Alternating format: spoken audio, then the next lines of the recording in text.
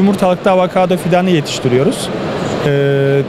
Burada il tarıma ürünlerimizi sunmak üzere destek olalım, katkıda bulunalım diye geldik.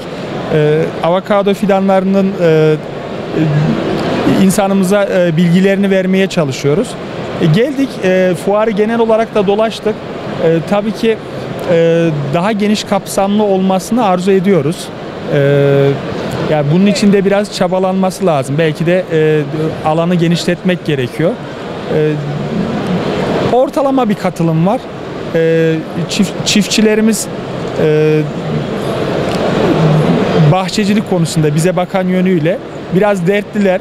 Çünkü düz alanlara %6 eğimden aşağıya artık bahçecilik için izin verilmiyor. Bu konuda sıkıntılar var. Bu aynı zamanda fidancılığın önünde de çok büyük bir engel.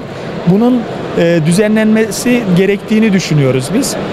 Çünkü çok büyük katma değerden yoksun hale geliyoruz bu durumda. Bizim bölgemizde birçok fırsat var. Bunlardan bir tanesi de tropikal ürünler.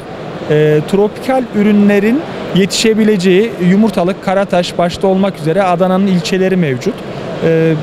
Bunlara biraz daha odaklanılırsa katma değeri yüksek ürünlerin ülkemize kazandırılacağını düşünüyorum.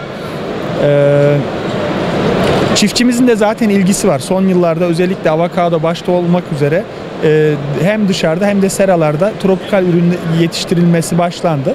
Burada da biz yine ürünlerimizi sunuyoruz. Kendi bahçemizde Yumurtalık'ta ürettiğimiz ürünler bunlar. Yani insan sağlığına faydalı, çiftçiye de çok faydalı, yüksek katma değerli, para kazandıran ürünler bunlar. Gelen çiftçilerimize de bu konuda bilgi vermek isteriz. Buyursunlar, gelsinler.